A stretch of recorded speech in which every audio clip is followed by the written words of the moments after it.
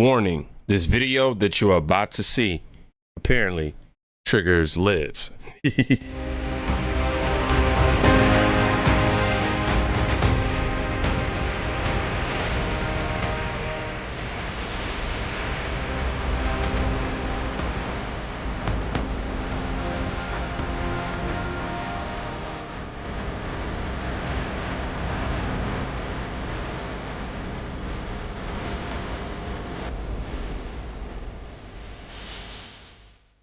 What you just watched was a clip of the crowd. Initially, I thought it was 80,000, but I heard that it was up to and over 100,000 people in attendance. Wow, man, that's insane. I don't know if this is his biggest draw or anything like that. I did get a comment on my Twitter. Somebody said that he was drawing the same number of people in 2020, but I don't know how true that is. You know, I wasn't really a huge fan around that time. But anyhow, the media cannot denounce what's happening with Trump. They cannot sit here and try to fold it to us in any sort of way, or try to give it to us in any sort of way, propaganda, brainwash. We all can see it clear as day for ourselves. The streets want Trump back. At least, and I believe that the city that they were in only housed about 5,000 people, and that many people showed up, bro. Wow. Wow. No politician can draw a crowd like Trump. And let's listen to Fox News and Charlie Hurt. Talk about the case much. There's a gag order in place, as we know, but he did touch on electric vehicle mandates, economy, anti-Semitism, border crime, national security, police support, abortion, healthcare, and even women's sports. I mean, Charlie, he covered a lot. Yeah, he sure did, and pointed out that most women are probably not going to want to play against somebody like Lawrence Taylor. Probably accurate. No, that was an amazing speech. Spoke for an hour and a half. You know, city officials, town officials told the Associated Press there was 100,000 people there. As you pointed out, people camped out overnight. This is why Democrats are terrified of Donald Trump. This is why they will stop at nothing to stop him, because there is no Democrat, no politician today who can draw a crowd like that Donald Trump draws. And a speech like that, which is entertaining, he's at the beach, in the fairgrounds, sun shining on his face. He can do it in a way that keeps people's attention for an hour and a half. And that is serious political power. And I think Democrats literally don't know what to do about it. So the best shot they have is to try to fight him in court. Yeah, undoubtedly. And Joey, the one thing that when you see President Biden come out and some of his campaign stops, what he does is he essentially says everything's great. Bidenomics working. Everything's going wonderfully. That's a lie. We waiting on Maganomics now. Maganomics. But then former President Trump comes out and he actually hits on things that people are afraid of that's going on. Let's listen to a few of them. Let's go. There's so many people here. Man, over 100,000 people. Even on the haters, they said this may be the biggest rally they've ever seen. We are going to officially play in the state of New Jersey. We're going to win the state of New Jersey. Let's get it. Day one, we will throw out Bidenomics and we will reinstate Maganomics. From the very first day that we take back the White House from crooked Joe Biden, I believe we're going to have the 4 greatest years in the history of our country. You know, Joey, polling will tell you, as well as just kitchen table conversations, will tell you that the cost of living is high for people. And so for President Biden to continue to tell people that Bidenomics is great, President Trump here is talking to the American people. Yeah, I have to imagine most people watching this right now watch the majority of this rally. You know, you listed a laundry list of issues he touched on. He also talked about Mother's Day, Jimmy Carter, and golf. I mean, he covered it all. But the fact is, if you're running against Joe Biden, with or without Trump's previous record, the menu is so vast. I mean, it's like going to your favorite restaurant. There's so many things there you can choose from and drill down on. He did a fantastic job on a lot of issues, but there's so much there. He even had to kind of gloss over some of the bigger ones at the end.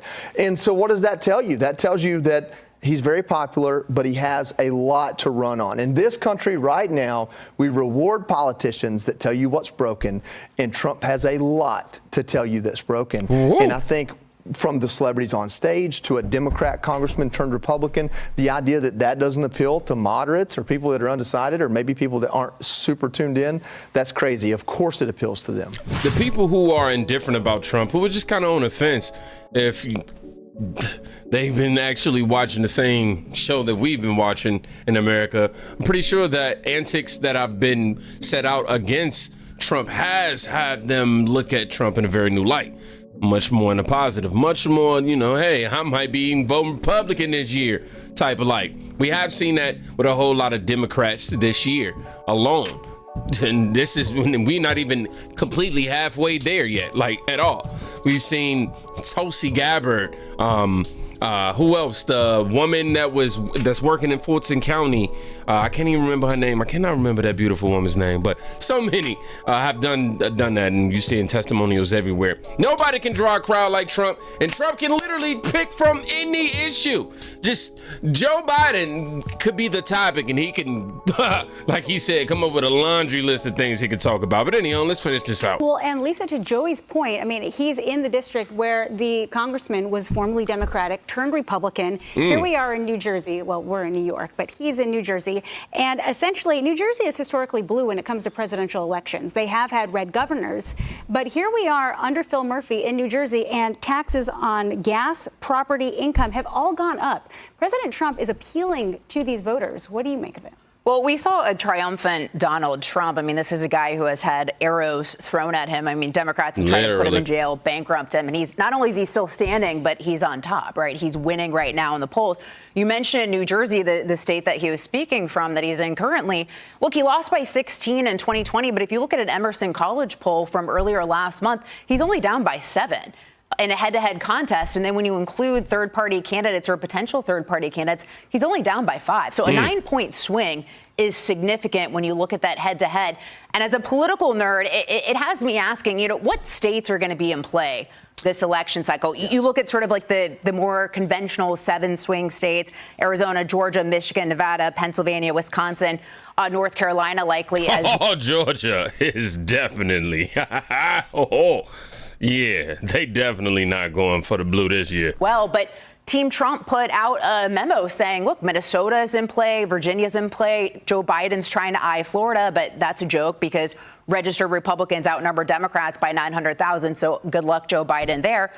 So, what will this electoral map end up looking like after November? And the fact that he's actually doing a rally like this in a place like New Jersey, I think, says a lot about how aggressive they're trying to be on it. One other point that is worth noting, that I think probably what will be the sort of newsiest item out of this is the fact that apparently North Dakota Governor Doug Burgum and his wife Catherine flew with Trump into Wildwood. Yeah. And he talked about the fact that this is a guy who made his money in technology but knows more about energy than anybody else I know, and then turned to the stage and said, get ready for something, just get ready. Yep. So anybody who's like watching the Veep sweepstakes, I think that was a pretty significant. And he was very impressive in the debates. I mean, he really was. I didn't know who he was, and then he was very impressive then. And the fact that he is so knowledgeable about energy is going to be so important. Absolutely. One of the issues that Trump beats Biden on so badly is energy prices. But think about this moment we are in American history, where we have predecessor and successor running against each other. Yeah. And Donald Trump, he just went through all of the wins that he had when he was president. And so Americans can go through the list. They can stack up all the things he talked about, foreign policy, energy, the economy, crime, immigration, all of it. Look where we were and look where we are now under Joe Biden. Which do you prefer? And CNN had a poll recently finding that 55% of Americans now view Donald Trump's presidency as a success. Now, to win over those undecided voters, he also needs to look to the future and convince those voters that not only was the past better, but the future can be as well. Which I think he did tonight. And what does he do? He goes in and he tries to neutralize the best thing Democrats have, which is the abortion debate. I mean, they think that's their best issue. My fault, yeah. And he goes in and he tries to neutralize it. I don't know how effective it is, but I don't think it turns his base away. Well, I mean, it literally diffuses the Democrats' only talking point right now. Certainly be interesting. There'll be talk this week, as we saw with Vice President talk with Haley. We know Haley is out, but that... One thing is for sure. Trump draws crowds. He definitely does. And your boy Biden, that man out here, he drawing flies. Suck it, Biden supporters. And I only say that because all of the comments online right now was just a whole bunch of, Biden don't need rallies. Biden don't need this.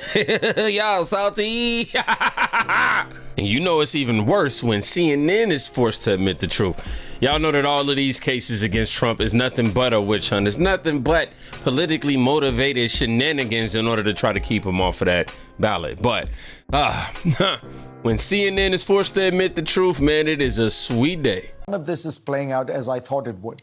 Trump is now leading in almost all the swing states, but behind those numbers lie even more troubling details. As someone worried about the prospects of a second Trump term, I think it's best to be honest about reality.